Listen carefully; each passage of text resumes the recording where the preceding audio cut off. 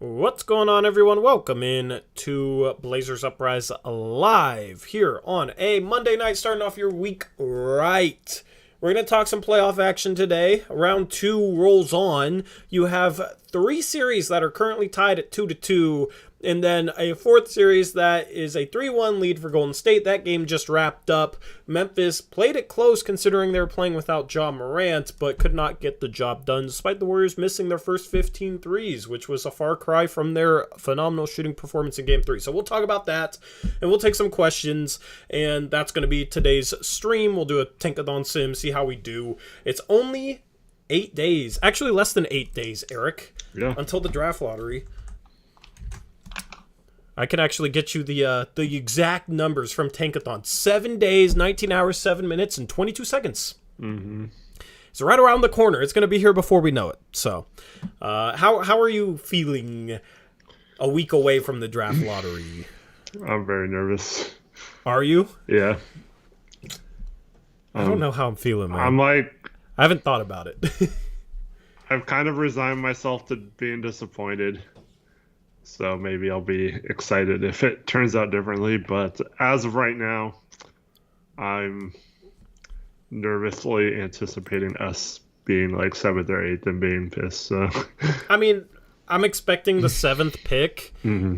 I'm absolutely expecting the 7th pick. That's the most likely. I forget what the percentages were. Let me look up I had a tweet on it that I should just tweet out again. Or I should pin it, actually. I'm going to pin it on my Twitter profile. If you don't follow me at ToryJonesYT, at Who's Shocked for Eric, our Twitter tags are in our nameplates. But let me see here. Pick odds. All right, yeah. So I'll pin it. So basically we have a 30%, and I'm rounding here, 30% chance of the 7th pick, a 20% chance at the 8th pick, and then a 9 to 10% chance of the 1st through 4th picks. Okay, so 37% chance to move up, 9% chance of the number 1 overall pick. So it's we're more likely to get the 8th pick. Not to get a top 4 pick. Let me think here. We have a 50% chance of getting the 7th or 8th pick. Okay, so that's what I'm expecting.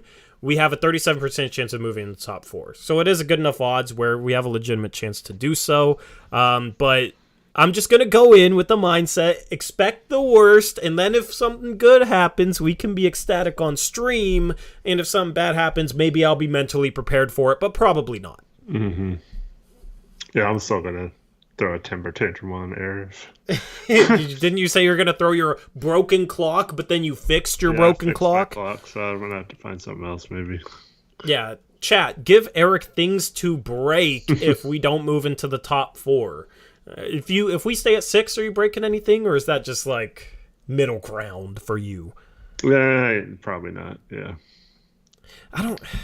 I wish Sharp would fall. I don't think Sharp's going to fall to 6th, and that's like the one guy I want outside the top 4. And everybody else, like, it'd be cool, but as the only draft prospect that we probably get out of this draft, it's just, considering where we were with, we could get a top 3 pick and 11, it's just it would be very anticlimactic. So that's what I'm worried about. If we end up at 7 or 8, there's trade down possibilities. We'll have time to talk about them. But I'm just ready to know where we're picking, to just kind of formulate what the path ahead might be.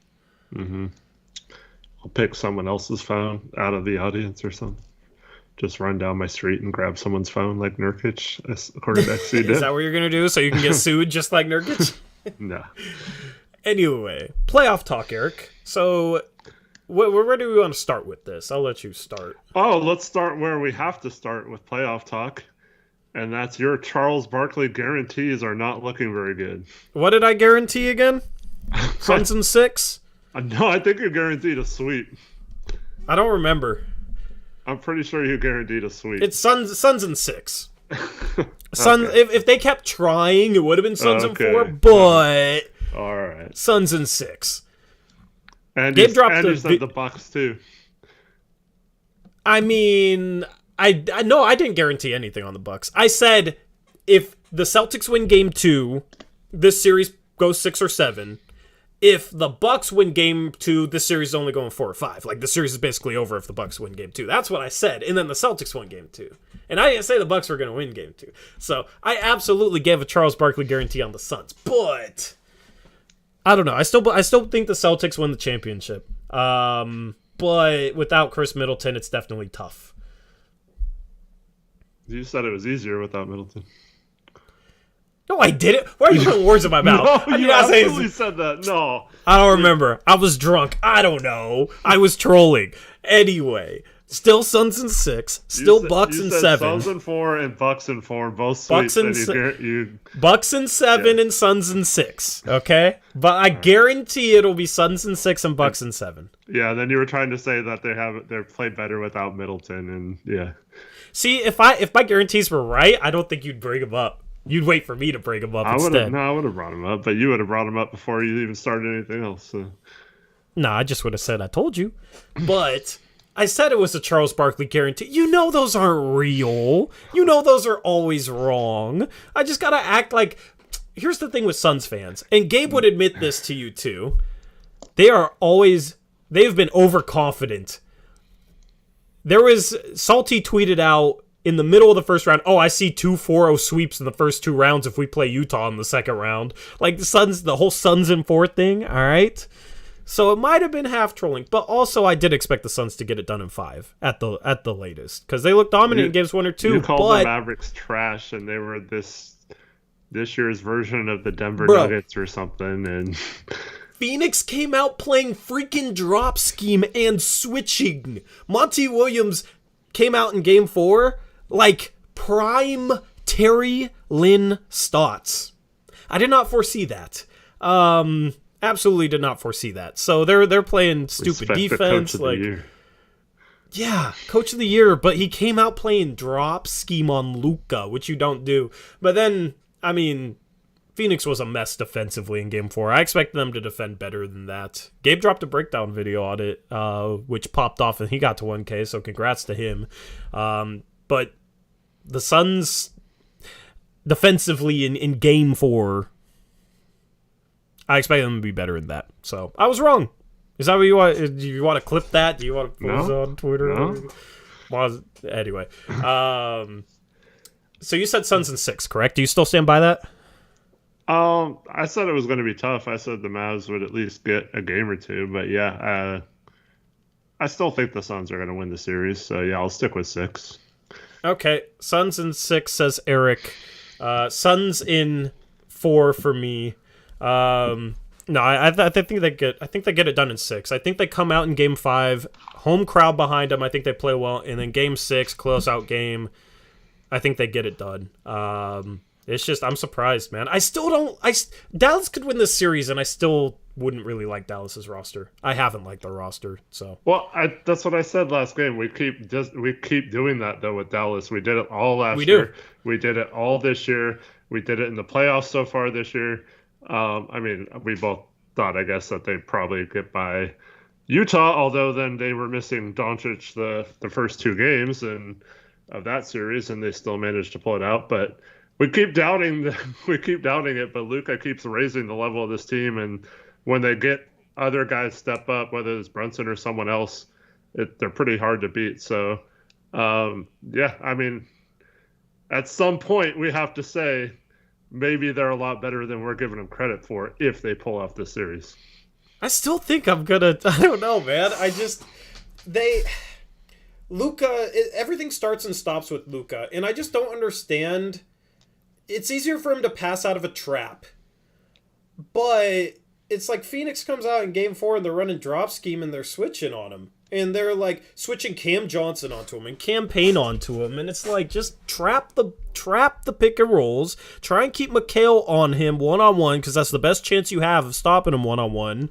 Trap him on pick and rolls, get the ball out of his hands, then deny him like crazy and don't let him get the ball back. And I don't see how Dallas, if you do that effectively, like, sure, Luka's probably still going to make an impact because he's Luka Doncic, but he's not controlling the game quite like he has in Game 3 and Game 4, because he didn't shoot well in Game 4, but he had 11 assists, and the Suns were loading up heavily on him and switching a bunch of mismatches onto him, so they had to provide help.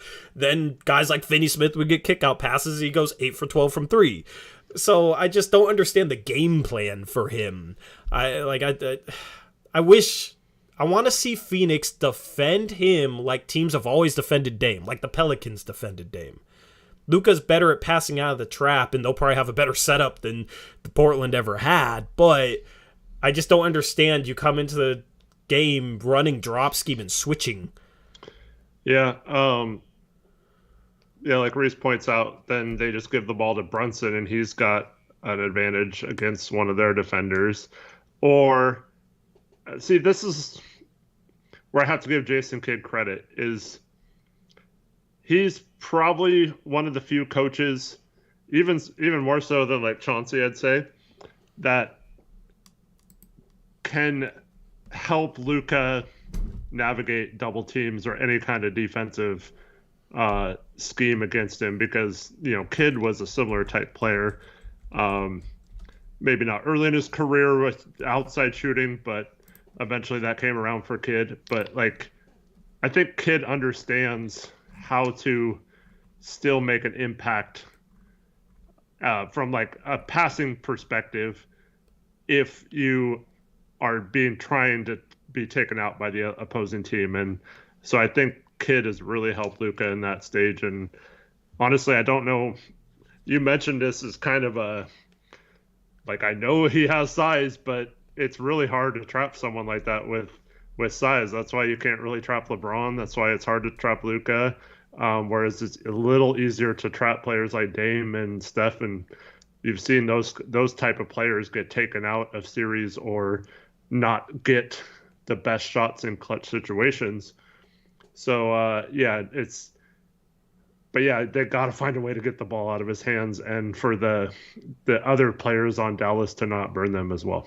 Yeah, because I think Phoenix would have an easy time winning the series if they effectively got the ball out of Luka's hands, trapped the pick and roll. Obviously easier said than done, but behind the tribe, you just got to rotate correctly. But Phoenix has had the level of attention to detail in the past couple of seasons that Portland has never had. You know what I mean? So it's we always talk about from a Portland perspective, and it's hopefully we could freaking rotate and just not be dumbasses off the ball defensively. But Phoenix has proven that they can play a very high level of defense. So behind the trap, once the ball's out of Luka's hands, you just got to rotate properly. And Ayton switched out onto the perimeter is okay. Booker's a big 2 guard. You know what I mean? You can get away with certain mismatches. Obviously, Chris Paul on a big man isn't the way to go, but there are certain mismatches that Phoenix can get away with where a team like Portland maybe couldn't. So that's basically the game plan they need to go with. Because I know Brunson, he's opened my eyes to him a little bit more in this year's playoffs, because I didn't trust him to be able to carry the load without Luka at all, and he had some impressive performances in game 1. Started off this series struggling, but had a solid game yesterday. I just don't think if you're having to rely on him against Phoenix's defense, and if you're keeping the ball out of Luka's hands more often than they are, I don't think Dallas is beating Phoenix. I think Brunson could even have solid performances, but he's not Luka. Yeah, but at one point, I don't think he still is anymore, but at one point he was the leading scorer in the playoffs. It's not but it was also against Utah. Yeah. Not to discredit Utah or anything, I just think Phoenix is better defensively and would have more of a chance of stopping him enough to win games. Yeah, I think it just comes down to, Paul had a terrible game. He fouls out in 23 minutes or something like that. I think he's had a couple of moments now in these playoffs, and as he gets older, it's going to happen to where he's not going to consistently be able to have huge games every game.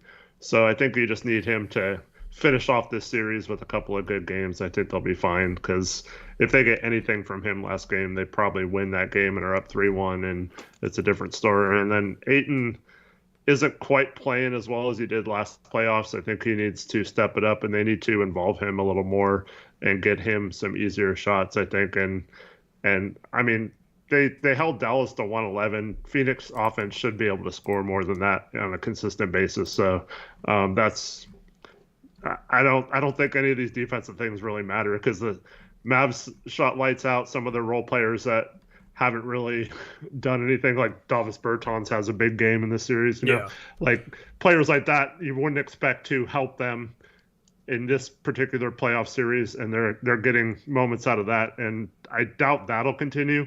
Now with Brunson, I think it can because I think he is capable of that. I mean, he's not at like a star level, but he's definitely capable of consistently having good games, and he's proven that almost all season. But I don't think it matters if Chris Paul and DeAndre Ayton step up just a little more, and I think Suns will easily win this series. But if they keep playing like kind of mediocre, Mavs could get this done. That would be kind of scary. I know Iverson's in chat. He's very pessimistic about it, like always. But yeah, I mean, I don't know. I mean, my big hang up with Dallas's roster is just that you only have two guys that you can rely on to create offense. Reese tossed out Dinwiddie, but Dinwiddie for this series is shooting under 35% from the field and has never been known as a good 3-point shooter. Yeah, he can make plays for others, but the dude and he hasn't been efficient during his career. I don't think you can consistently rely on him. You can't rely on him, but he is capable of creating offense every once in a while. Yeah, I mean, but like that's the case. Is like if you were able to do a better job on Luka and Brunson than Dinwiddie has a big game, you can say, okay, well, that was kind of their X factor, and he, had a good game. But you got to make him more responsible for Dallas's offense. Right now, it's just Luka is running everything and not having any troubles whatsoever. I expected Phoenix to do a better job on him. They're switching into mismatches. They come out playing drop. They're overreacting on the backside when they shouldn't and creating easy kick-out passes. It's like the mistakes that a Portland team would make. But we're talking about Phoenix. Like, Phoenix isn't supposed to be making these mistakes. It's Phoenix. So that's kind of where I'm, a little baffled right now. And that's why I was confident in Phoenix, because I thought they'd be able to do a better job on Luka, and they haven't. Yeah. Well, then a player we haven't mentioned is Dorian Finney-Smith had a huge game too. I think he hit, like 8 threes or something. And that's probably not going to happen that often. But obviously, if they get production from those type of players, it's very hard to overcome that if you're the Suns. But I agree with you there that there's not a lot of guys that can consistently do it. But now you're in a 3-game series, basically, and this... I mean, they only need guys to step up for 2 out of the 3 games, so it's not like they need them to be super consistent for a long period of time. They just need to have a couple of guys have a good game here in the next couple games, and they could certainly get this done. But, it's I certainly didn't expect the Mavs to win both games. I thought it would be 3-1 coming back, so definitely surprising that the Suns let them back in this series. Yeah, absolutely. So I still think they get it done in 6, but Game 5 is pivotal for Phoenix. Like they can't let Dallas win 3 in a row. I think if Dallas wins Game 5, then they're probably going to win the series. Yeah. But I think Phoenix takes care. Coming back home floor. I mean, they had experience in these sort of moments last year. I think they're going to do a better job defensively on Luka in Game 5, and he's not going to be able to run the offense. And Honestly, I'm not predicting this, but I wouldn't be shocked if Phoenix wins by like 20 in Game 5 if they do a good job on Luka. And Luka isn't able to kind of run the offense as much as he has been the first 4 games of the series. Yeah. Especially if Monty makes good adjustments and, they try and trap him, get the ball out of his hands, do a good job behind that, and then deny him. I wouldn't be shocked if it was a blowout. Well, I mean, it wasn't the same where they lost 2 games in a row on the road, but in the first series, remember, against New Orleans, that was 2-2 after 4 games, and then the Suns went on to win. I forgot how much. I know they won Game 5 by double digits. I don't think it was quite 20, but something like that, right? They dominated them in that game, and then it was close in the fourth quarter of Game 6, but they found a way to pull it out at the end and took care of the series. So it's not like they haven't been in this position before, I guess. Yeah, that's kind of how I feel like this series is going to go. But we'll see. It's the NBA playoffs, and there's some parity, which is always fun. What do you want? Good question from Reese. Would you trust Ant in the Brunson position? I guess is what he's asking. If that was the situation, hasn't really proven it long term, but it's kind of the same as Brunson, I guess. Yeah, Brunson can get things done. It's just he's not Luka. You know what I mean? It's like you can't rely on him to do as much as for the offense as Luka does. So if you're able to get the ball out of Luka's hands and it makes Brunson have to really step up his game, I wouldn't rely or bet on him stepping up to a high enough level that the Dallas Mavericks would need, considering I don't trust any of their other shot creators. Like, I don't trust Dinwiddie, and then everybody else is, you got a Bullock and a Finney-Smith and a Kleba. They're not guys that are going to create offense. So it's not even necessarily about not trusting Brunson. It's just Luka does so much for that offense that if you take him out of the equation, and given the lack of depth of shot creators, I just don't think Brunson is enough. But it's not a knock on him. So I think I would view Simons in the same light in that situation, where he wouldn't be enough if you're able to do a good job on Luka. Whatever, Simons would hit 12 threes and win single-handedly. No. I mean, Brunson could, dude, that's the thing, is Brunson has the potential to step up like that. I just wouldn't consistently. I don't think that would happen consistently. He's a good defender too. Hopefully Ant gets to that level as well. Let's think some donos before we hop into the second series. Perfect. I read your mind. All right, we got Braden Thenis. Sorry if I messed up your last name, man, but thank you for the $5 dono. Says, trying to get myself more involved into this amazing community. Y'all have great work. Keep it up. The off-season vids have been great. Glad you enjoy, man. You're always welcome to make yourself more a part of this community. It's a fun community, and definitely, always looking for more active people to hop into chat and talk ball with us, so we appreciate the support. Yeah, thanks, Braden. Yep. Brian Tadovich. Sorry if I messed up your last name. I'm not the best with pronunciations, but shout out to Brian with the $5 dono. He says, I just wanted to thank you guys for keeping it real and all your hard work to keep us informed. Would love to play ball with you guys besides Tori. Okay. I'll take that as a compliment. You want to play against me. I understand why. He doesn't want that smoke, I guess. Thank you for the $5 dono, Brian. Appreciate it. Anyway. Yeah, well, I don't know. It's been hard. Daily uploads is a lot to keep up with. I want to do some pickup runs. It's obviously some setup and whatnot. So definitely will try at some point this off season, and I'll let you know when we have something set up. Anyway. Oh, he says it's pronounced like tennis. Brian Tennis? No, Braden Tennis. Braden Tennis. Okay. Braden Tennis. I got you. All right.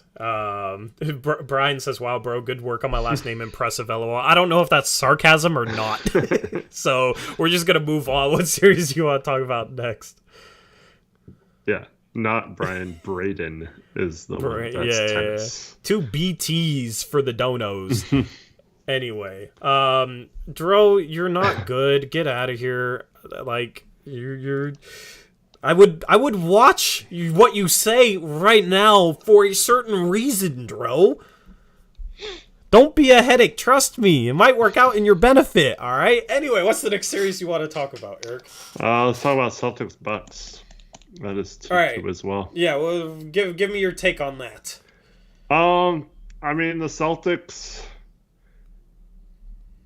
almost won Game 3. They had that Smart missed that free throw and got the rebound, and he had a chance to put it back in, and then Horford did it after the buzzer. I didn't have a chance to watch that game, though, but I was working with Reese, and he was watching it while working, and I checked the score right before I saw Reese watching it, and the Celtics were down like 13. I was like, oh, okay, they're going to lose, and then all of a sudden they were winning again. But, it's that's definitely an interesting series. I don't know. I really think the Bucks need a creator, like I was saying last game, someone who can hit hard, tough buckets, and that's what they're missing in Middleton. And I don't know. I could still see the series going anyway, and I'm pretty sure it's going 7. Yeah, I still think the Bucks win in 6 or 7. The second round was close for them last year. It was a like they almost lost in the second round. It was as close as a toenail, like literally. So, and then they took care of business the rest of the way. I'd be more confident with Milwaukee against Miami or Philadelphia than I am with them against Boston, though. Boston and Milwaukee are the two best teams left in the Eastern Conference, in my opinion. I mean, I could obviously easily be proven wrong on that. That's just gut feeling. Boston's good, man. I mean, they're well coached. Ime Udoka was the right hire. There was a reason why he was my favorite coaching prospect, even ahead of Chauncey. It's nice to see him doing well with them. And you got Jason Tatum took over this game late in tonight in Game 4. Had some very impressive buckets, a scoop shot falling down to the floor, a three. He took over this game for them down the stretch, and Milwaukee couldn't match that. Yep. These teams are so evenly matched with how Boston's playing right now. It's crazy. They're evenly matched when the Bucks don't have Middleton, though. Yeah, exactly. But they don't. So, and they're not going to have him this series. So, and yeah, it's got to give Brad Stevens some credit for that Al Horford trade. It didn't make a lot of sense at the time, but Al Horford's definitely still got something in the tank, and he's playing Giannis about as well as you can do. I mean, Giannis is still going to go off and get his, but Horford's been like the major X factor in this series, and especially tonight when they get it done without Robert Williams. Yeah, here's the thing when it comes to guarding stars in the playoffs, right? And this kind of applies to the conversation about Luka. If you have somebody that you can throw up on someone and you're confident that they can be competitive, it might not necessarily stop the player, but just make it hard enough on him where you can stay true to whoever you're guarding off the ball. It just makes things a lot easier defensively, because that's the problem I've seen when Phoenix has switched into mismatches against Luka is guys off the ball just completely they play way too far off their guys and they overreact to drives, and it leads to a bunch of open threes being given up. But Horford on Giannis today. Giannis goes 14 for 32 from the field. So below 50%. 0 for 4 from 3. Got to the free throw line 11 times, made 6 of them. You'll absolutely live with that. Yeah, he had 34 points, 8 rebounds, 5 assists. Looks like a phenomenal stat line, but 14 for 32? And he's only getting 5 assists? You can absolutely get away with that, especially without Chris Middleton. And then Drew Holiday did not have it offensively tonight, and he's prone to having some bad shooting nights. He was 5 for 22. That's the recipe for beating Milwaukee right now. And Al Horford has surprised me, given his age, with how well he's defended Giannis. So it's made things a lot easier on Boston to kind of stay true defensively behind Giannis, because Al Horford has done a good job on him. Mm-hmm. Real quick, Brian Tadovich with the $2 donation. Top pick, who would you guys take and why? We'll probably do a Tankathon sim later in the stream, and we'll answer that question in a little bit. Yeah, but thank you for the second donation. Yeah. We'll do some draft talk after the playoffs, but that's why Boston has been able to be competitive in this series, because Giannis is obviously the best player on the floor. But when you have Horford being able to throw him up on him, and then Jason Tatum's able to take over the game late, and Giannis isn't able to get easy buckets, that's why they won down the stretch today. You would think that Horford at his age wouldn't be able to be that kind of player, though. It's weird. It's weird that he's the like X factor for the Celtics right now. Yeah, absolutely. So, anything else you want to say on this series? No, just looking forward to watching the last 3 games. All the series, but now the Warriors. So let's segue that into the Warriors winning tonight after playing absolute dreadful at the beginning of this game.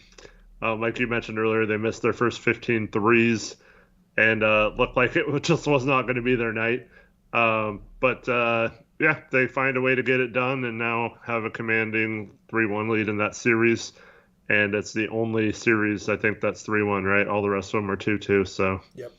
The Warriors look like they're primed to, if they can win the next game and finish this series off and have a few days to rest and regroup before taking on either the Suns or the Mavs, if that series goes 7, that would be huge for them, I think.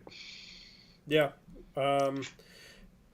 Memphis did better against them today, and they were without Ja Morant, but they didn't do better offensively. They did better defensively. I don't think it had anything to do with Ja Morant being gone. Golden State couldn't hit a three, and they still won the game. Golden State had 16 turnovers and were 9 for 37 from three, 24% from three. Clay was 0 for 7. Steph was 4 for 14. Wiggins 1 for 5. The only player who shot, or Jordan Poole was 0 for 3 off the bench. Damian Lee 0 for 2. The only player who shot well from 3 for Golden State, Otto Porter Jr. was 4 for 6. So outside of Otto Porter Jr., they were 5 for 31 from 3. Wasn't due to them missing Ja or anything. I know we have some people in chat that love to slander Ja, but I don't think it was due to not having Ja. They needed Ja down the stretch in this game. The Memphis, in their own right, shoots 42% from the field and 26% from three, and had 12 turnovers, a little bit better than Golden State, but they were not able to. They 98 points. Tyus Jones, that's with Tyus Jones having a good game too. He was 8 for 18. Kyle Anderson was 7 for 8. So you have those two guys, just role players, step up and perform offensively for them. But Dillon Brooks 5 for 19, Jaren Jackson Jr. 7 for 21. They needed more offensively out of those guys. They're really good defensively, and therefore that's why they start for Memphis. But offensively, they're prone to having some bad shooting nights, and both of them had bad shooting nights tonight. And if one of them just shot the ball better, they win this game. But neither one of those guys stepped up on the offensive end when they needed them to, with John Morant being absent. And then, of course, Desmond Bane, only 8 points in 37 minutes. He's the other key guy that needed to step up offensively, and he didn't either. So those three guys kind of were the reason why I think they lost this game. Yeah, I mean, I guess Dillon Brooks didn't help with some bad plays in the clutch there, but yeah, they're going to look back at this game, and that's going to be the reason their season ended. Unfortunately, even without Ja, they should have won tonight. Whenever you hold the Warriors to 101 points, and unfortunately, this game reminded me a lot of some of the Blazers Western Conference Finals games against the Warriors, where it felt like the Warriors just did not have it, but they still found a way to win. Yeah. And it's just so frustrating, that team, when they do that. And unfortunately, they're doing it again. And it looks like they're going to be a tough matchup. And that's with shooting like crap. So I can't imagine when they're shooting well how much they would have won by tonight. So, yeah, it's I think this series is over pretty much. I mean, they can definitely win another game, the Grizzlies, but I don't expect the Warriors to blow a 3-1 lead this time. Yeah, and that was my concern with Memphis going into the playoffs, was half-court offense and being able to score at a high enough rate. I was curious to see how Ja did, and Ja has been having a good series before he missed this game 4, obviously. In the first round, Ja kind of struggled, but Dillon Brooks hasn't been the most efficient player. Neither has Jaren Jackson Jr. They get it done defensively, and this team relies on getting easy buckets in transition. And we all know the playoffs slow down.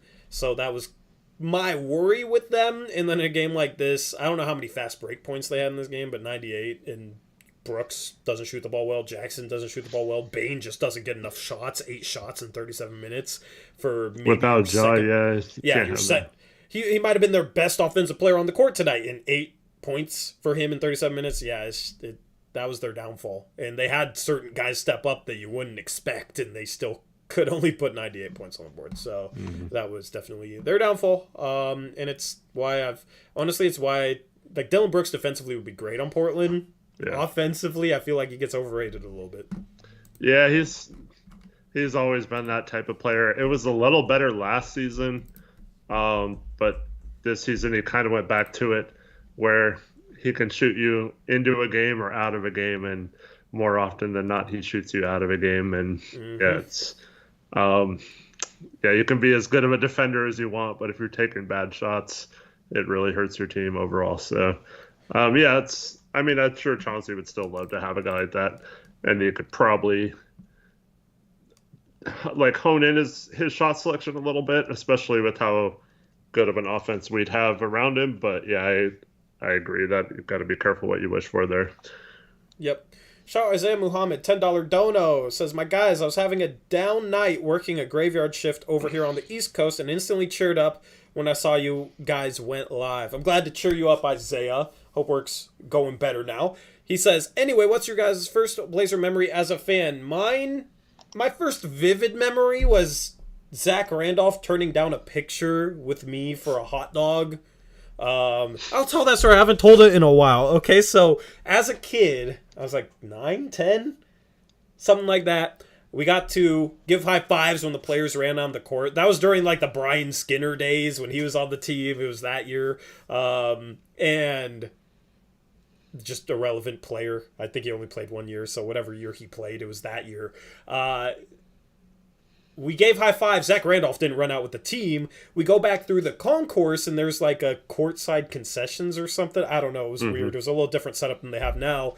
And Zach Randolph is just slowly walking into the concourse. My mom walked up and said, can my son take a picture with you? It'll take 5 seconds. And he said, no, I got to get out there on the court. And then he hollered at the guy working concessions and said he wanted 2 hot dogs. So that's my earliest vivid Blazer memory. That was just such Zach Randolph stuff right there, man. Yeah. So I honestly don't have a specific memory. I grew up in Portland. I was born in 79, so I was a kid through the 80s while they, gathered Clyde Drexler and Terry Porter and Jerome Kersey and traded for Buck Williams and all that.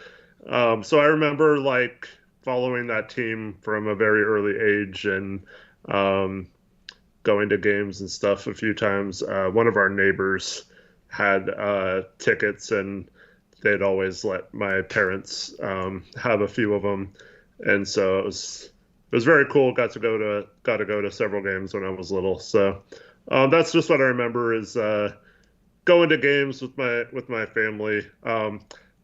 One of my earliest memories, I guess, kind of a similar story to you, is so back in the Memorial Coliseum, you could literally just go down and like go into the locker room pretty much like after the games. And my mom, I think, is still here, but back in the 80s, Kiki Vandeweghe hit on my mom like right in front of my dad. It was pretty funny. And then I also remember going in the Lakers locker room and like getting autographs from like Magic and Kareem and all the James Worthy, all those that really good 80s team and that kind of stuff. Yeah. So it's more like off the court stuff, but I do remember going to games, and then obviously I was 10, 11 years old when they started their runs into the finals and stuff like that. So, yeah. Yeah. Didn't you have an MJ story, too? Or am I thinking of somebody else? No, well, he gave me a high five, I guess, walking off the court. That's it. I'm thinking of somebody else, then. Somebody had a good MJ story. But, thank you, Isaiah. I hope you have a good rest of your night with your graveyard shift, man. Anyway, final series, Eric, was Miami-Philadelphia. What are your thoughts on that series so far? Man, this series couldn't have gone any different than it seemed like it was going to go. I mean, I know you didn't think the other series were going to go this way, or especially the Suns-Mavs one, but this one in particular, it looked like Embiid was not going to play Game 3, and Harden was struggling, and it looked like they were dead in the water, and there was going to be another disappointed year for Philadelphia. And Embiid just says he's playing and plays through it, whatever had him, and he completely saved this series and maybe the season for them. And now they're looking like a tough out for any team with how him and Harden play together. Yeah. I mean, it's competitive. This just feels like one of those second-round series where it's like, okay, it's 2 solid teams with some big names, but neither one are contender material. That's just the vibe. That's the vibe I get. That's my opinion. The thing is, though, one of these 2 teams is going to be in the finals, and they can definitely beat the other team. I mean, it's not going to be easy, but I wouldn't say they're definitely going to lose the next series, but yeah. I Charles Barkley guarantee you that whichever one of the Bucks or Celtics wins that series wins in the Eastern Conference Finals. That's a Charles Barkley certified guarantee. Okay. But don't be all butthurt if I call you out on that. Well, you can say I Charles Barkley guaranteed it. Okay. You know, you got to throw the Charles Barkley guarantee in there, okay? Because I'm not the type to guarantee anything unless it's inspired by Charles. Charles Barkley guarantee off if it happens, though.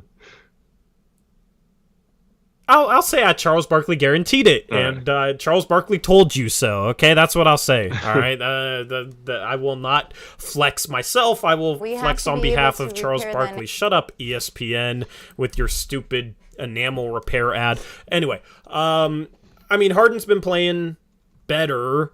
He had 31, 9, and 7 in Game 4. Miami has a lot of guys questionable for Game 5. Embiid is back in Game 4, 24 points, 11 rebounds, 2 assists. Obviously, that's a dynamic duo. I think Philadelphia's potential contendership just depends on what version of James Harden they get. I haven't been super impressed with him in Philadelphia. He seemed a step slow, and he hasn't necessarily played as well in the playoffs in previous years as he has in the regular season. That is despite them almost making the NBA Finals in the year that they went 7 and then went 0 for 27 from 3 in Game 7 against Golden State. So Harden has had some good playoff moments, but I don't know, man. I don't know who wins this series. With the Heat having multiple guys questionable for a home game tomorrow, which is Game 5, if Philadelphia can win that game, I think they win the series. I think whoever wins Game 5 ends up winning the series. The home team has won every game in this series, much like the Phoenix and Dallas series. I don't know, man. Who do you think wins this series? I still think the Heat end up winning, but I don't know. I could see it going either way. I'm not very strong on that prediction.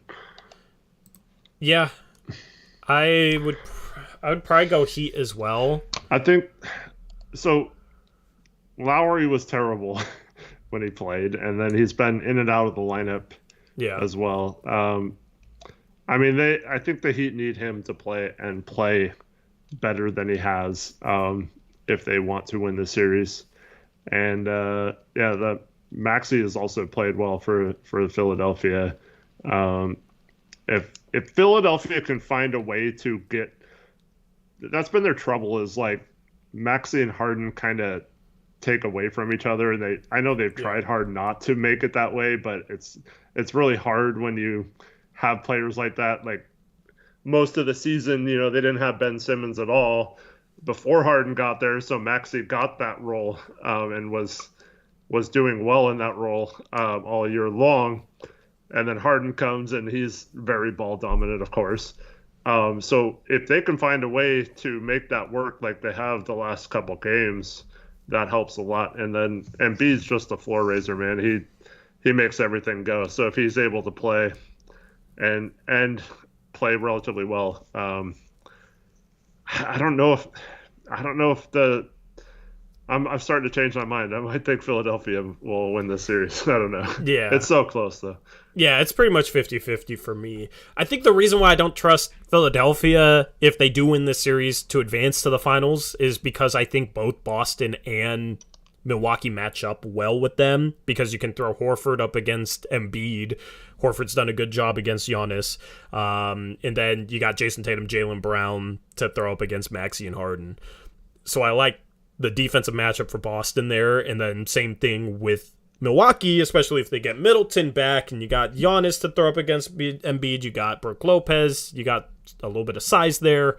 And then Philadelphia has Doc Rivers, so I don't trust Doc Rivers to make it back to an NBA Finals. Mm-hmm. I don't trust Doc Rivers to coach his way past Milwaukee or Boston. Mm-hmm. And then Miami, I think both teams match up with them as well, because you are going to have, I would put Giannis up against Bam if that's the finals matchup there, and then you got Horford to throw up against Bam if you're Boston. And then you got the wings to throw up against the Jimmy Butler, and Kyle Lowry hasn't played well. I think I just like the matchups for whatever team out of that 2-3 matchup, Boston-Milwaukee. I like the matchup that whatever team advances out of that series will have in the Eastern Conference Finals. That's why I have confidence in whoever winning that series, winning the Eastern Conference Finals. Yeah, I mean, that's not a hot take. Boston and Milwaukee. Yeah. I mean, I should explain it a little bit better because I said that earlier, but didn't really explain it. That's basically why. Yeah. But I mean, I want a Game 7. We haven't had a Game 7 yet this year. I just want entertaining basketball and big time moments, and there's no bigger moment than Game 7 in the NBA playoffs. So I'm hoping for some Game 7s here. I like that at least 3 of these series are going to go 6. So at least 3 of these series are automatically guaranteed to be on the verge of a Game 7. Mm-hmm. So that's what I'm rooting for. I'm not, I don't really have any horse in this race at this point. Yeah. Anyway. So speaking of Joel Embiid, do you think he got robbed for MVP, or do you think Giannis deserved it, or do you think it went to the right person in Jokic? I don't think any 3 was a wrong choice. Mm-hmm.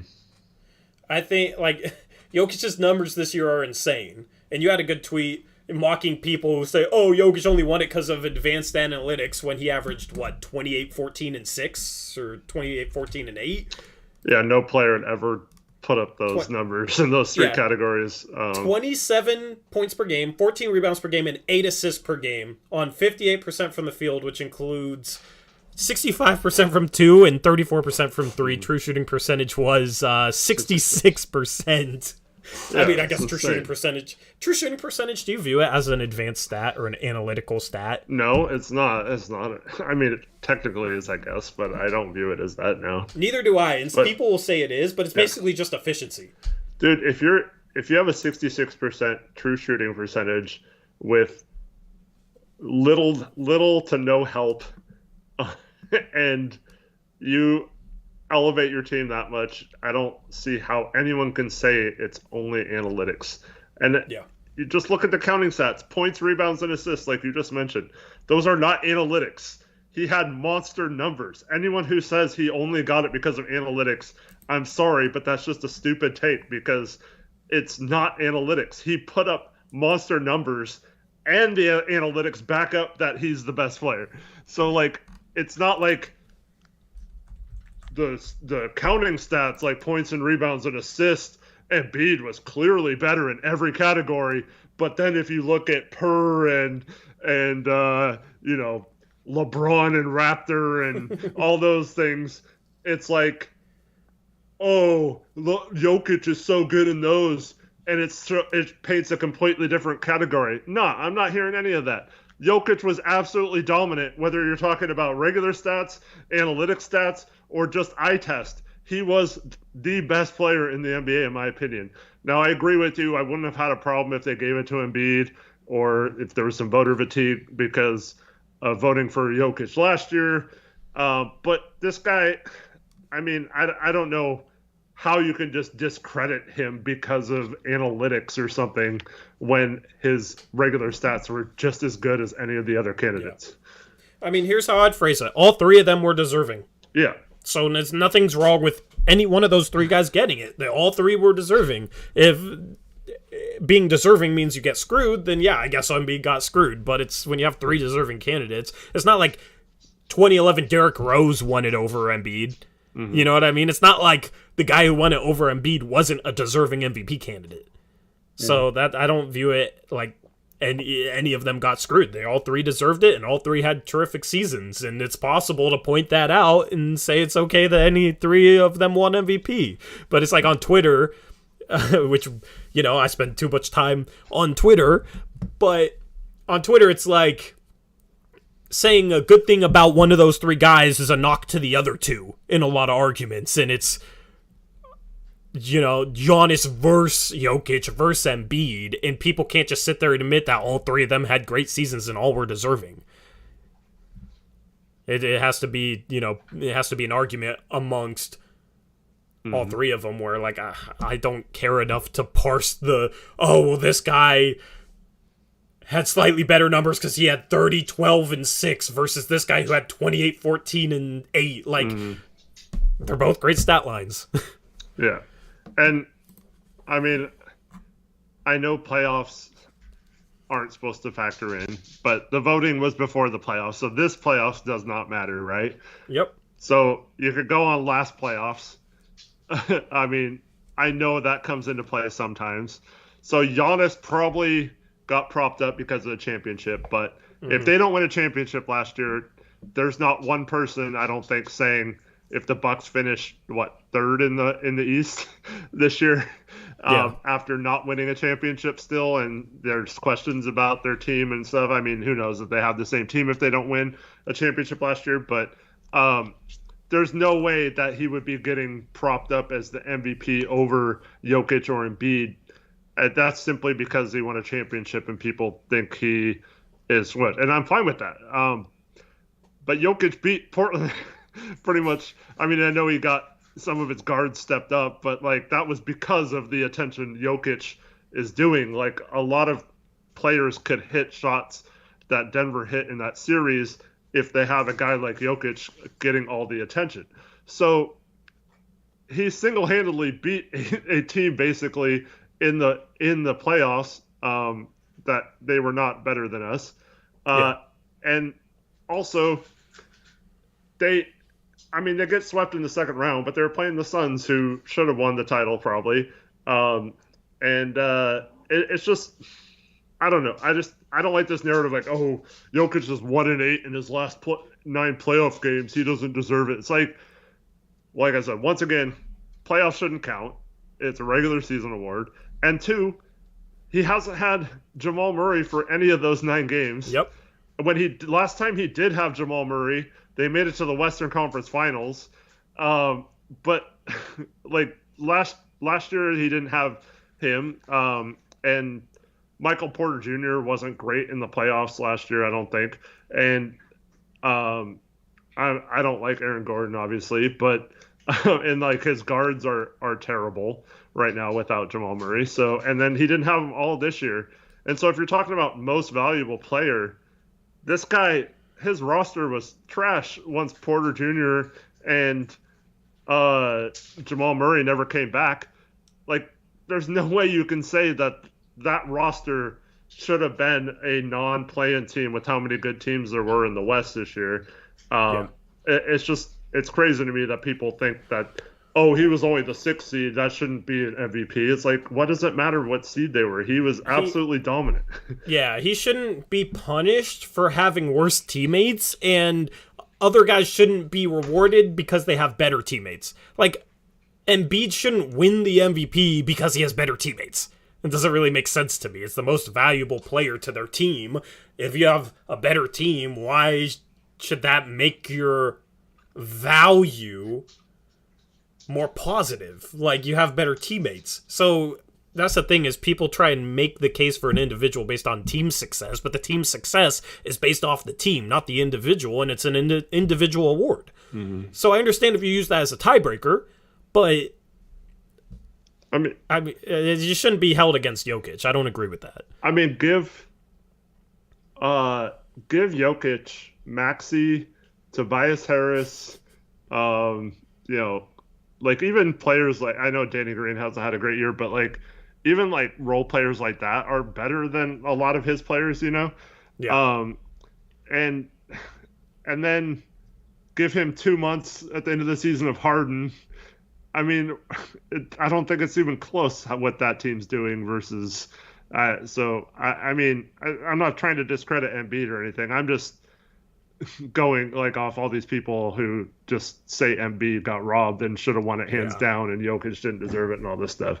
And then the other argument I'm hearing is that, well, before I say that, I just want to address Shervin in chat. So he's saying that the Blazers or the Nuggets were worse when Jokic was off the floor against us than on the floor. That's because our bench was absolutely terrible. Like, what do you want, dude? Like, don't use on-off numbers for an individual without context. Yeah. Like, if it's... Yeah, I mean, that's the thing, is you can't just use on-off numbers without context for that reason. Is because it matters who else is on the floor, or it matters who is on the floor when you're off the floor. So Jokic played against our starters, and we did better again when we had our starters in. I mean, I don't know. Like, Shervin, you should know better than that. I don't even want to go in on why it doesn't make sense to use it without context. Mm-hmm.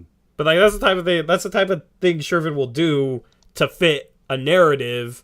But then it's like when it doesn't fit his narrative, all of a sudden he remembers that you should provide context with it. Well, and then he's saying he didn't beat him by himself. Well, we partially beat ourselves. Yes, you're right. You're right. Okay, if that's all you're saying. Yeah, nobody's arguing that we didn't partially beat ourselves with our stupid bench. I mean, he fouled out Nurkic almost every game, right? Or got him into foul trouble. So Nurkic couldn't play as many minutes. So Jokic didn't have to worry about playing as many minutes either because he had already done his job and got Nurkic off the court. And we're much worse with Nurkic out last year than when he was on the court either. So, yeah, that was... Yep. He says we demolished Denver when Dame was on the floor. When he was off the floor, we got killed. Yeah, because Dame was insane. And we still lost because of Jokic. So, that doesn't... Yeah, like, nothing you're arguing is a case against Jokic at all. But... Yeah. I mean, that's the thing is Jokic was good enough when the starters were in the game so that they could withstand Dame being insane. And then obviously they had the bench advantage. Like, there's a lot of context that goes into that. Jokic won them that freaking series. Jokic was insane that series. We watched it. Like, let's not overcomplicate things here and that are already kind of nuanced. Facu Campazzo and, like, those players are trash. They just had a good series. It's not like they were carrying Denver all year or something.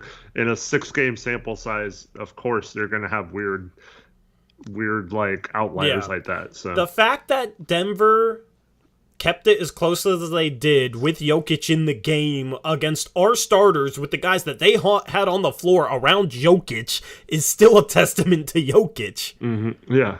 They start Austin Rivers, who was like not with a team. They start Monte Morris. Or no, like, Facu... Was Facu start? I don't remember. Like, who do they have? You know what I mean? Like, it's hard to even remember who they have. Their second best player was... This year they had Bones Highland, who had some big moments for them late in the season, but... Yeah, I mean, like, who was their second best player that series? Aaron Gordon? Will Barton? Like, come on. Will Barton didn't play against us. Did he not? Oh, yeah, he didn't. Dude, I'm like trying to remember, dude. I'm struggling. That's the thing is we played them in the playoffs last year, and I'm struggling to remember who they had on the team because it was just Jokic was everything for them. I know Austin Rivers had some big moments, but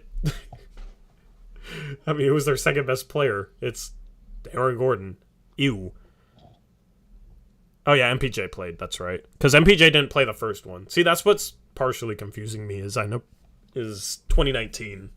MPJ didn't play for them in 2019, but then played in 2021. Okay, yeah, he was their second best player. But he's trash, right? According to you. Yeah, trash can. Anyway. I'm getting scrambled brained. We should move on and talk about the draft soon. I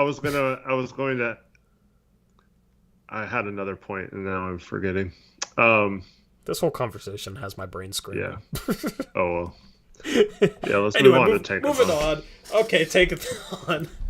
I already got it up here. Let me put it up on the different slide. What you laughing at? I forgot about Marcus Howard playing actual minutes too. Oh yeah, Marcus Howard. Is he still on their team? He was, I think. I think he was still on a 2-way, but I don't know. Yeah. Marcus Howard was playing. God, that's... Anyway, I don't even want to think about that team anymore. Take-A-Thon, you guys know what the picture is. I mean, it hasn't changed, so I don't need to update you guys on it. Is there anything you want to say before I sim, Eric? Go you just want to Blazers. Get to the simming. All right, go Blazers. Win the lottery. Good luck. We'll scroll up like we usually do. 14 Cleveland, 13 Charlotte. No Charlotte Magic like we had on that one stream, which was crazy. OKC at 12 via the Clippers. New York 11. Washington 10. Good news so far. San Antonio 9. New Orleans at 8. Very good news. This is a great scenario. I think at this point... I think at this point, if no team 8 or lower moves up, we have a 50-50 chance of moving up. Because obviously we didn't fall down to 8. It's at least, yeah. So it's like if this is how it plays out with no team moving into the top 4, all the way up to this point, it becomes like a 50-50 chance we move into the top 4. Mm-hmm. At 7, it's Sacramento. I think it's greater than 50% chance if none of the teams 7 or lower move up. At 6, it's Detroit. We moved up into the top 4. Round of applause. We definitely want to see that top 7 or that bottom 7 play out. It'd be nice to be sitting here right now at top 4 and in the 8th pick, but yeah. Instead, we're going to be top 3, and then we're going to end up with the 6th pick because the 6th pick is Detroit. And you know how that's going to go. Oh, man. Anyway. How much hate did you get for that? Bro, okay, we need to talk about that trade. Because I don't think it was that bad, man. Oh, my goodness. But I want your thoughts on it because I haven't heard your thoughts on it, but we'll talk about that in a second. 5 is Houston moving down 4 spots. At 4, you have OKC, so Portland's top 3. At 3, you got Orlando. At 2, you got Portland. And at 1, you got Indiana. Interesting. Because Indiana's a team I think that could take Jaden Ivey. He's from Indiana, and he does make a little bit of sense for them if they move like a Brogdon. Yeah, I think they need to move Brogdon. Brogdon doesn't make sense with their timeline. Indiana 1, Portland 2. What are your thoughts on this order? I like it. Yeah. I like it. Who do you think Indiana would take number 1?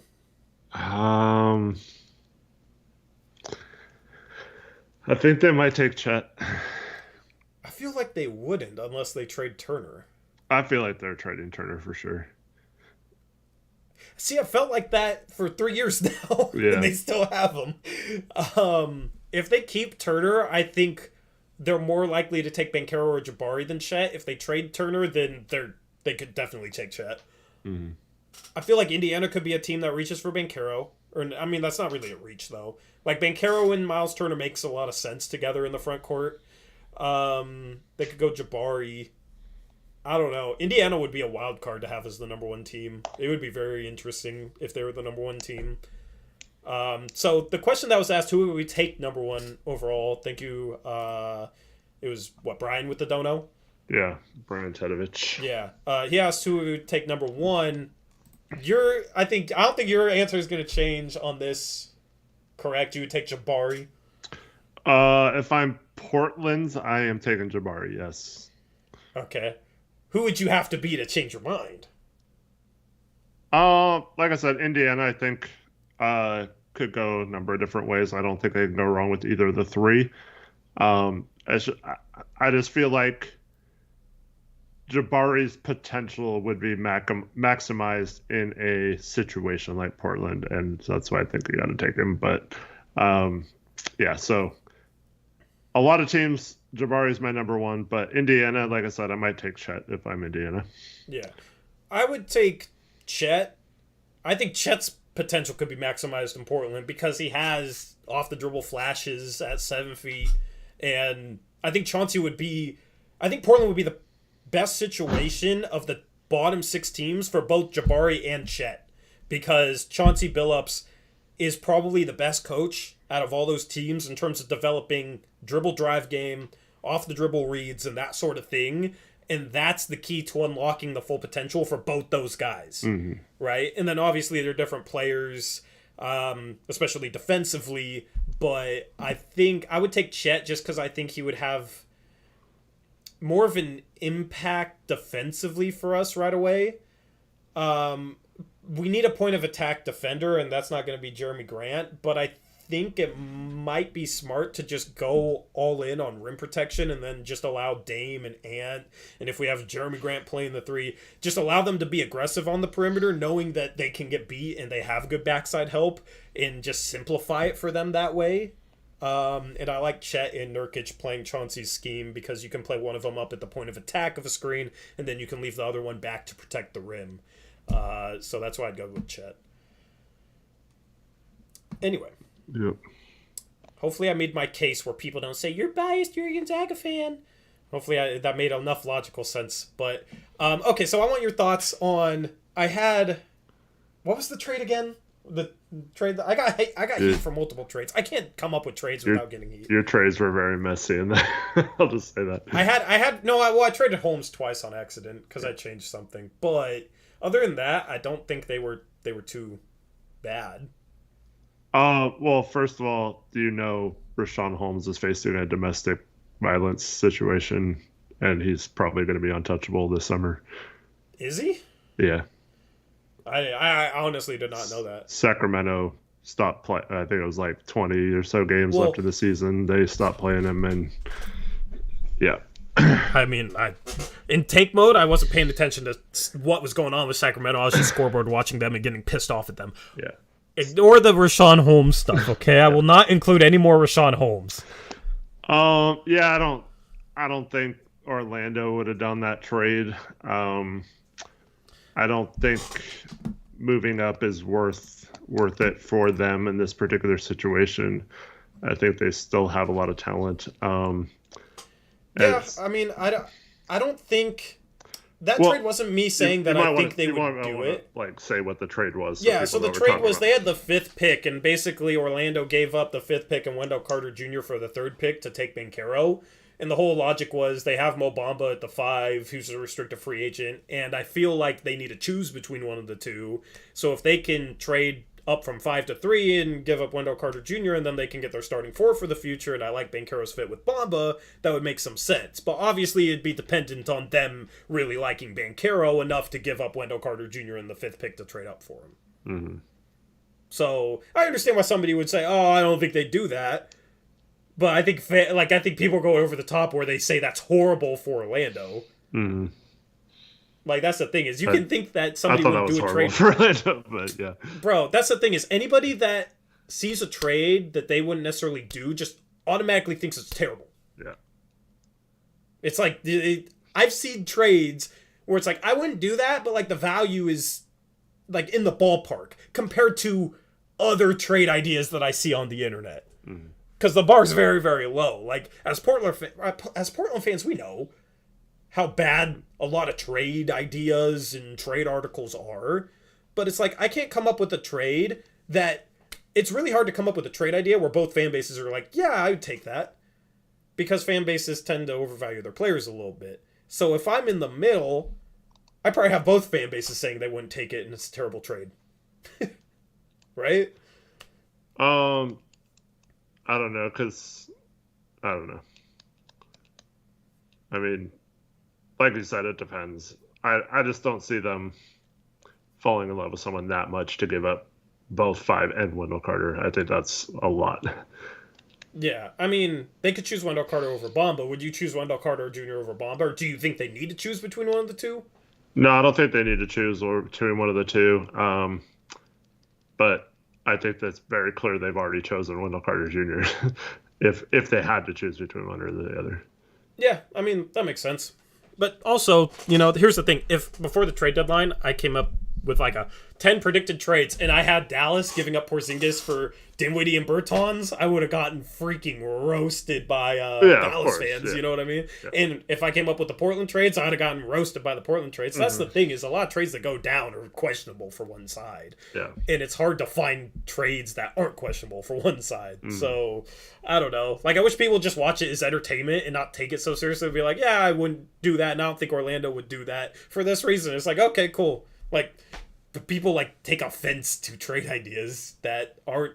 I don't think they're so bad that they're offensive. Mm-hmm. But the other part of that trade, because it was a 3-team trade, was Pistons trade Jeremy Grant and get back Wendell Carter Jr. because it's a 3-team trade, and Pistons fans hate that, which is crazy to me. What are your thoughts on that?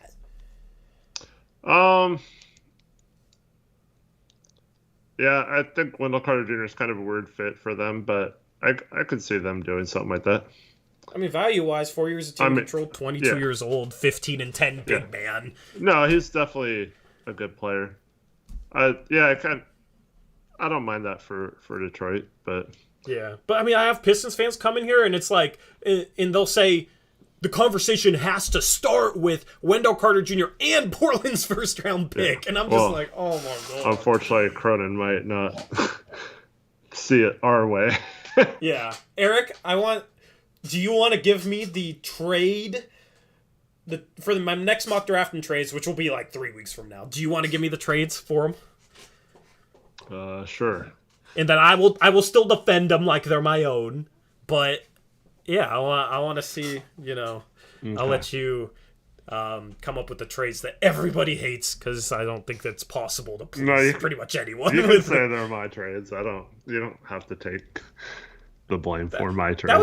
That would be a good way to do it. Have you do the trades, the trade expert, and then I can do the mock draft based on the trades and how the picks move around. I'm not saying I'm a trade expert. I'm saying you're a trade expert. All right. I don't. I am. Okay, I will advocate on your behalf. All right. So, I just want to see if the reaction is subdued compared to what I got. Dude. But that's the thing, is they're fun to put out and they get a lot of views, but they get a lot of other fan bases that come in there and just like, it's terrible. There's a bunch of negative comments. Like, man, just watch it for fun, I guess. Madden Mobile, I've never been more disappointed in you. Sorry, What do man. you say? He said, "Are you guys going to do a live stream for the lottery?" He watches us a lot. How does he not know? Okay, honestly, anybody that asks if we're gonna do something for off-season content, I should just plug the link to the video that I did about off-season content. So go to the main channel page. I and think hit the he's home actually button. asked that question before. Yeah, I don't know if we're being trolled. Because the same people will ask, so you guys are streaming today? On a Monday, when they know that we stream on Mondays. But Yes, yeah, no, the answer to that is yes. That is a huge stream. We've already talked about it today too. Is we will be live reaction as the picks happen or the picks are unveiled out of the envelope by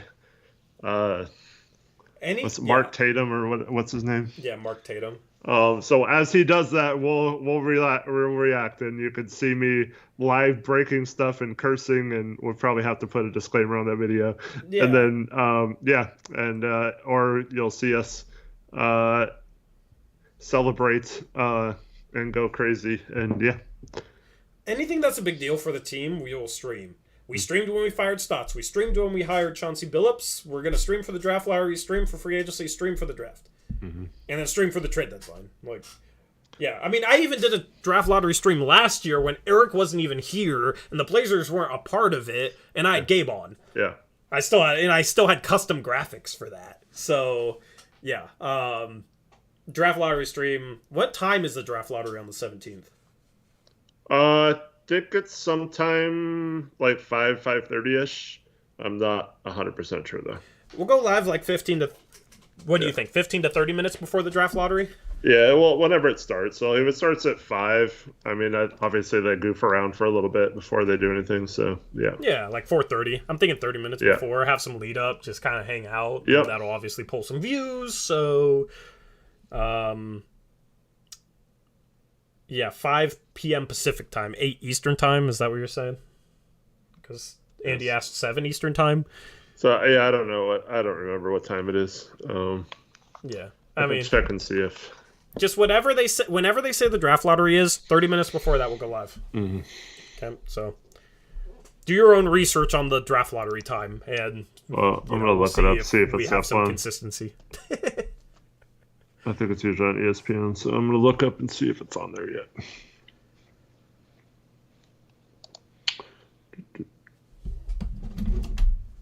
Why would I break my clock if we get the number 1 pick? I already talked about that earlier. Celebration. I fixed it. Like, hell yeah, we got the pick, and then you spike the clock I was and gonna break the clock and flex on us. Actually, I think I said I'd break the clock if we traded our lottery pick for Jeremy Grant, but yeah. Oh, is that what you said? Oh, okay. Yeah, I don't know. The rest of the offseason could go pretty well and be exciting, or it could go really horribly, and I just feel like with our luck, it's just going to go bad. And I just shouldn't even think about it going well, because then I'll just be more disappointed.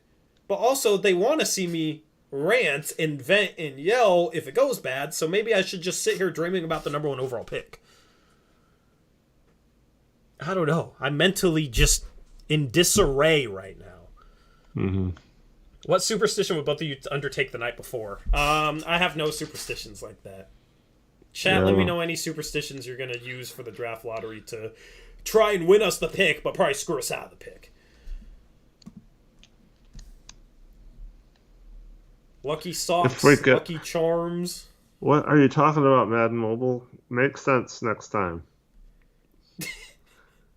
You should take a shot if we He just wants you to take a shot of Everclear. get a top 7 pick. Yeah, he just wants you to take a shot of Everclear. I mean, weird. If we get the... I think he's been taking shots of Everclear. Yeah. Bonnie, I don't have Blazer socks. I do. I'll wear them. Dro, you're seriously getting annoying. I told you to stop being like that, and it could work out in your benefit, man. This dude Dro, Eric. Anyway, don't give me a headache, Dro. I said I'm already in disarray. Don't add to it. We can talk about this next Monday night on Blazers Uprise Live. We'll all be getting ready to go to bed and talking about what we're going to do. Yeah, a little too early. Yeah. Too early for that. But any other draft talk? Have you been doing some research on anyone lately? Like any new thoughts on anyone? No, I've found some YouTube videos on the G League guys. So I've started to watch them, but I haven't watched enough yet to really have a good feel of them. Yeah. Yeah, I was kind of waiting for the lottery at this point, and then to hear stuff from workouts.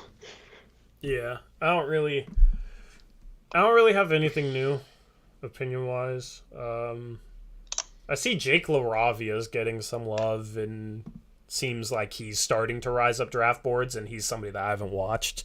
Wake Forest didn't play in the tournament. I didn't watch Wake Forest at all, so he's somebody that I gotta start paying attention to. Because for the most part, I have an okay feel for pretty much every first round pick, other than Beauchamp I haven't watched before. But LaRavia, I'm looking at Tankathon, he's a 28, and now it's Tankathon, but I've seen other sources having him top 30 on their big boards, and he's definitely intriguing. And he's a guy I'm curious to see what his measurements are at the draft combine. Doesn't the combine start on the 16th, Monday? Yeah. Do they get measurements right away? Do you know? I don't know. I think they do that right away. I'm not sure, though. Yeah. But yeah, so it's the 16th through the 19th or something like that. Yeah, because I'm doing 5 draft profiles. It's Banchero dropped, Chet dropped, Jabari dropped over on the main channel, and then Ivy's dropping tonight, right when the stream is done. I edited it before the stream, so it'll go live right after the stream. And then I'll do Shaden Sharp. We also have a Trade Talk Tuesday coming up tomorrow. I'm asking for trade questions or ideas in the community tab of the main channel, so definitely go there and ask that in the community tab, because we're doing Trade Talk Tuesday tomorrow. And then we'll do Shaden Sharp's draft profile, and then I'm going to wait until after I get measurements to talk about guys like AJ Griffin and Benedict Mathurin, because measurements matter a lot for those guys. So there's going to be a break where we don't do any draft profiles until we get those measurements. But I was trying to schedule them and figure out when I wanted to drop them, and I couldn't figure it out because I don't know when measurements are going to drop, because it's the 16th to the 22nd for the draft combine. So I don't know when measurements are going to roll in, or if they're going to come earlier for certain players than others, or what. If it's by position group or what, yeah. Have you watched any Leonard Miller? No. I need to do more research on him. Yeah, this came out of nowhere. I mean, it's going to be like Sharp. There's not a lot of footage on him, and it's like high school. And it's him playing, yeah. It's like one of those things where you got to, I don't know what to make of him, man. Because I've watched a little bit of footage, but the guys he's playing against aren't super impressive. But the way he's moving for a guy who's 6'10", and the way he's handling the ball seems impressive. But he's one of those guys you draft, and he's a 4-year developmental player. He's not going to be ready for years, but if you're able to develop him properly, he's 6'10" and has perimeter skills and looks like a solid athlete. So I could see him being the type of guy the Blazers would maybe take at 36. Yeah. Like an upside pick. I think he's going to not be there at 36, but... You think he's going to go earlier? I think he could too. Because you don't have a ton of lottery ticket guys later on in the first round. Yeah, because even the international guys, there's not a lot of lottery ticket ones. Mm-hmm. You're talking about EJ Liddell, Wendell Moore, like LaRavia is at 28 here. But like even guys like Kendall Brown isn't a super high upside guy. Kennedy Chandler I don't think is a super high upside guy. Don't feel that way about Patrick Baldwin Jr. Like, you don't have a lot of super high ceiling guys after 18, 19, 20, in my opinion. So if a team feels like that's Leonard Miller, I could see a team just betting on his long-term upside. Just like Toronto did when they took Bruno Caboclo at 20 and shocked everybody in, 2014? I forget what draft he was in, but... Well, and then they have, the Thunder at 30. That just seems like a lock. Yeah. Shoot, maybe I'll put that in my mock draft. I agree with that take, actually. But it's just interesting. Fort Erie International Academy. Anyway. Anything else for the stream? Yeah, Brian Tadovich with another donation, $2. Last question, Sharp or Ivy? For Portland?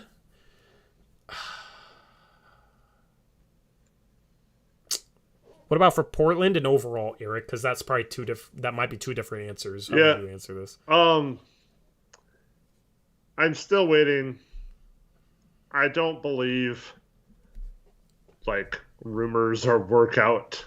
Oh, he jumped 49 inches in this. I mean, obviously he's got hops, and obviously it looks like he potentially could measure well and has a long wingspan. But until that happens, until I see it official numbers on his height and jumping ability, I mean, which he might not even test. He might just remain a mystery. But right now I think if you're Portland, you have to take Sharp in that situation, assuming he works out well and has good measurements and stuff. But overall, Ivy's probably slightly better, but I think the gap is closing, and especially if you start to hear rumors that Sharp is working out really well for other teams, I think it's going to be a case where Sharp's going to move ahead of Ivy possibly. Yeah. Or one of Banchero or Ched or Jabari too. Yeah, possibly. I feel like Chauncey would be a really good coach for Ivy. But it's we don't need the guard. Right. So if Sharp has small forward size, I'd probably go Sharp. But if we're sitting there at 4, I would be just say, please just try and trade down for 4 or 5 and just get another asset and just take Sharp at 5. Because Ivy, I think, is the better prospect and will remain the better prospect. I'm about to drop a draft profile on him, so I'll give my thoughts on that.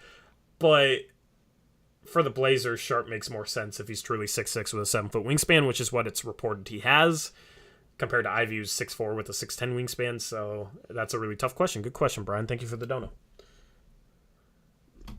Yeah, anyway. Thank you for all the questions and donations from everyone today. Yep.